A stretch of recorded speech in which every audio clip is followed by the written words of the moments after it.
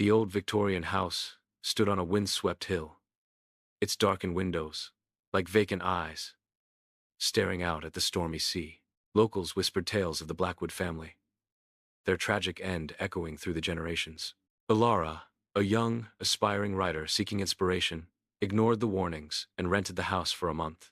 The first night was uneventful, but the second brought a chilling change. A whisper, barely audible, slithered through the empty halls. A name, Corvus, repeated in a voice like rustling leaves. Ilara dismissed it as the wind, but a cold dread settled in her heart. The following days brought escalating disturbances. Objects moved on their own. Shadows danced in the periphery of her vision. The whispers grew louder, more insistent, accompanied by the scraping of unseen claws against the floorboards. She tried to rationalize it, blaming exhaustion and overactive imagination. But the fear was a palpable thing, clinging to her like the damp sea air. One evening, while researching the Blackwood family's history, she found an old diary. Its brittle pages spoke of Corvus, a malevolent entity bound to the house, feeding off the family's despair and eventually driving them to madness. The diary detailed rituals performed to appease the entity. Rituals Ilara now understood she had inadvertently awakened. The whispers turned into guttural growls. The shadows coalesced into monstrous shapes that stalked her in the darkness. The once comforting sounds of the sea became a menacing roar.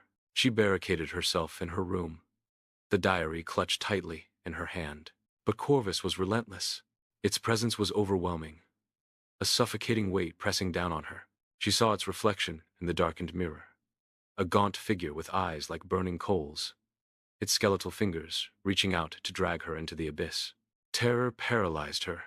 She couldn't scream, couldn't move. Then, a flicker of defiance ignited within her.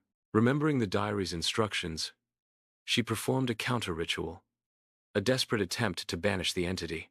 She chanted ancient words, her voice trembling but resolute. The house shook violently, as if in protest.